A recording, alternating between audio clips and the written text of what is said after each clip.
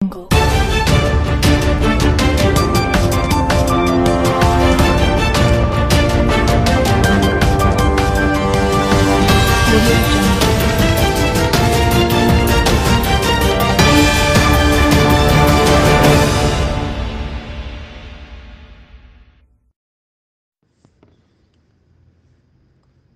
عقلی لحاظ سے سوچتے ہیں کہ واقعہ معراج اگر خواب ہوتا اور نبی کریم صلی اللہ تعالیٰ علیہ وآلہ وسلم فرماتے کہ رات میں نے خواب میں یہ سب دیکھا تو کیا ہوتا، فوری طور پر ہر شخص تسلیم کر لیتا، کفار مسلمان معمولی سا بھی اعتراض نہ کرتے۔ لیکن ہم کچھ اور دیکھتے ہیں۔ اس زمانے کے کفار تو خود خم ڈھونڈتے تھے، ذرا ذرا سے نقطے نکالتے تھے، کسی بھی حوالے سے جناب علی وہ مسلمانوں کا مذاق اڑانے کی کوشش کرتے تھے، مخالفت پر اتر آتے تھے۔ اس صبح کا منظر ہم آنکھوں کے سامنے لاتے ہیں۔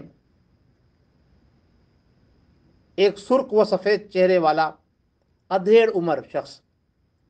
ہنستا مسکراتا حرم سے واپس لوٹ رہا ہے۔ گلی میں سے گزرتے ہوئے سامنے سے ایک اور ادھیڑ عمر اور خوبصورت نورانی چہرے والی شخصیت آ رہی ہے۔ پہلے والا شخص جس کا نام عمر بن حشام، جسے اس دور میں اس کی عقل مندی کی وجہ سے ابو الحکیم کہتے تھے، یعنی حکمت والا اور دانش کا باپ کہلاتا تھا، اب وہ بعد میں ابو جہل کے نام سے پہچانا جاتا تھا اور آج تک اسی نام سے پہچانا جاتا ہے۔ وہ دوسرے ادھیڑ عمر شخص جن کو دنیا حضرت ابو بکر صدیق رضی اللہ تعالی عنہ کہتی ہے، سے کہتا ہے، اے ابو بکر مجھے ایک بات بتا، اگر کوئی شخص دعویٰ کرے کہ میں نے ایک ہی رات میں مسجد حرام سے مسجد اقصی تک کا سفر کیا ہے اور پھر رات میں ہی واپس بھی آ گیا، تو کیا تم اس کی بات تسلیم کر لو گے؟ سوالیہ نشان۔ نورانی چہرے والے شفیق بزرگ حضرت ابو بکر صدیق رضی اللہ تعالی عنہ مسکراتے ہیں اور نفی میں سر ہلا کر کہتے ہیں، نہیں، ایسا ہرگز ممکن نہیں ہے۔ اس زمانے کا غامدی عمر بن حشام عرف ابو جہل زوردار قہقہ لگاتا ہے، یعنی تمسکر والے انداز کے اندر بات کرتا ہے، مذاق اڑانے کی کوشش کرتا ہے اور کہتا ہے، یہ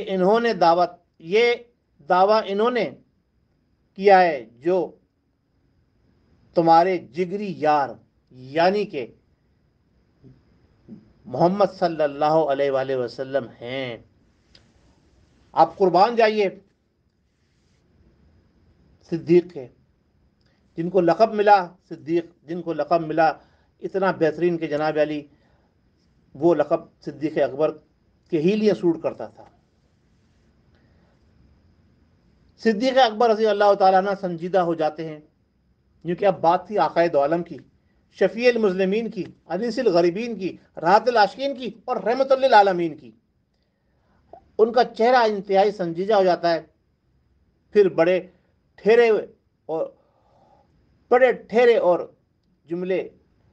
بہت مہذب لہجے میں بولتے ہیں، اے عمر سنو،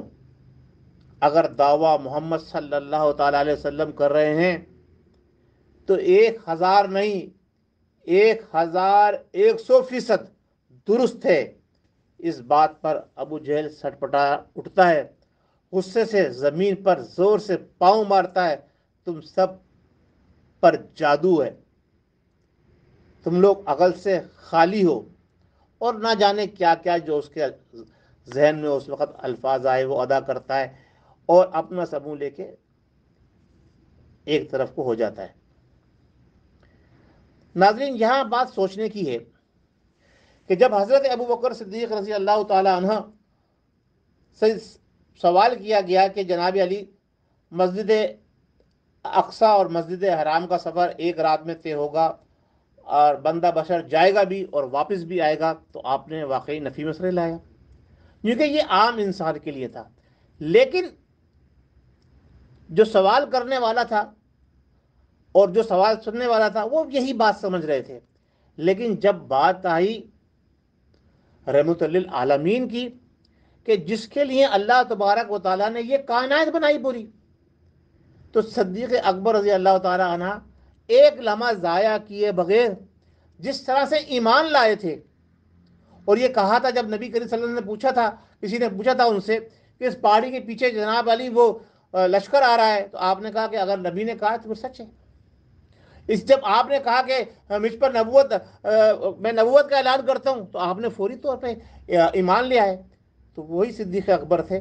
انہوں نے فوری طور پہ کہا کہ نہیں، اگر میرے نبی نے فرمایا ہے تو یہ 100% سچ ہے۔ ناظرین، اور ہم آپ کو آگے لے کے چلتے ہیں۔ اب اس سلسلے کے بعد ہونا تو یہ چاہیے تھا کہ ابو جہل خاموشی سے اختیار کر لیتا، لیکن ظاہر سی بات ہے وہ بھی ایک اپنے قبیلے کا سردار تھا، اس نے جناب علی اب اس واقعے کے خلاف جو ہے بہت تیزی سے ایک مہم چلائی، اور صاف طور پر یہ کہہ کر گیا واقعے کے دعوے کے خلاف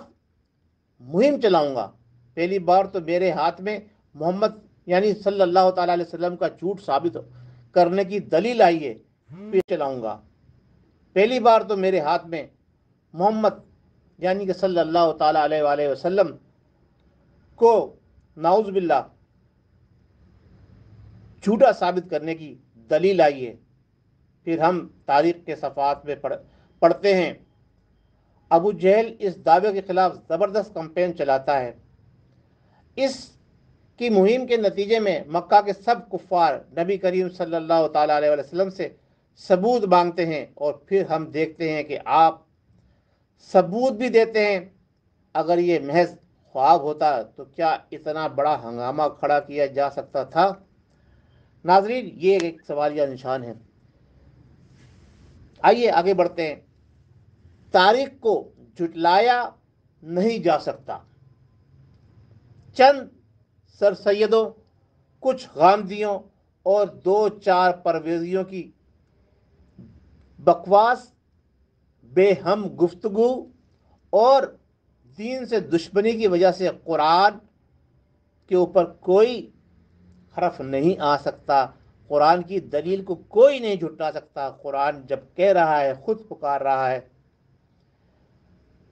آئیے دیکھتے ہیں قرآن کیا کہتا ہے اور اس کی آیتیں کیا بتاتی ہیں۔ ان جیسے اسلام دشمنوں کی وجہ سے قرآن پاک کی آیت کو تبدیل نہیں کیا جا سکتا، اور نہ ہی ان کا ان کی باتوں سے انکار کیا جا سکتا۔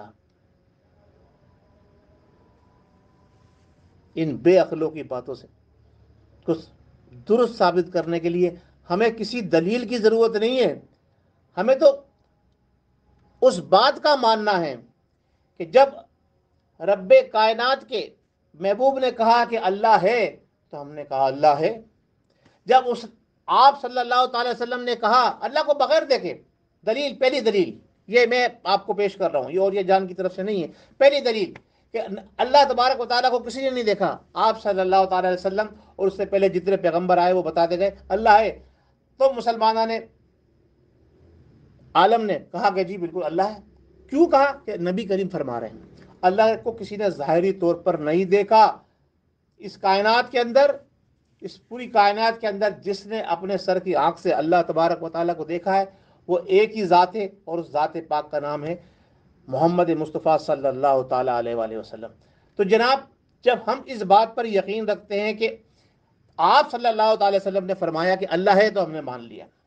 جب ہم اس بات پہ یقین رکھتے ہیں کہ آپ صلی اللہ تعالی وسلم نے جو الفاظ ادا کیے اپنی زبان سے کہ یہ قرآن ہے، تو یہ غامدی بھی، یہ سر سیدی بھی، یہ پرویزی بھی اس کو قرآن کہتے ہیں، اور جب آپ صلی اللہ تعالیٰ علیہ وسلم یہ فرماتے ہیں کہ یہ میرا فرمان ہے، اسی زبان سے، اسی منہ سے، اس پیارے دہن سے جب الفاظ ادا ہو رہے ہیں تو آپ صلی اللہ تعالیٰ علیہ وسلم فرما رہے ہیں کہ یہ میرا فرمان ہے، تو آپ اس کو لکھتے ہیں یہ حدیث مبارکہ ہے۔ اور جس کو انہوں نے فرما دیا یہ قرآن ہے، نہ آپ نے جبرائیل علیہ السلام کو دیکھا، نہ ہی آپ نے وحی آتے دیکھا، نہ وحی جاتے دیکھا، نہ ہی آپ نے اپنے کانوں سے سنا، لیکن فرمان مصطفیٰ صلی اللہ تعالیٰ علیہ وسلم تھا کہ یہ قرآن ہے، تو آپ اس کو قرآن پڑھ رہے ہو، اس کو مان رہے ہو، اس کو پڑھ رہے ہو۔ آپ صلی اللہ علیہ وسلم نے فرمایا قیامت آئے گی، قیامت آئے گی، تو آپ نے مان لیا کہ جی آپ نے فرمایا، جو کچھ بھی آپ فرماتے تھے اس کو۔ جب آپ اس خواب جسے آپ کہہ رہے ہو، جب آپ اس واقعے کے حوالے سے بیان کرتے تو آپ انکار کرتے، اس کا مقصد کیا ہے؟ دلیل سے تو ثابت ہو گیا کہ جو فرمان مصطفیٰ ہے وہ سچ ہے، تو آپ جب فرمان مصطفیٰ کو سچ مانتے ہیں تو یہاں کیوں؟ کیونکہ یہاں آپ نے ایک اپنی سوچ جسے آپ کے ذہن میں کسی نے ڈالا، اور وہ ڈالنے والے کون تھے یہ آپ بہتر جانتے ہیں، جو یہ سوچ رکھتے ہیں۔ ناظرین، میں یہاں پھر آپ کو لے کر آتا ہوں اسی طرف واپس کہ ہم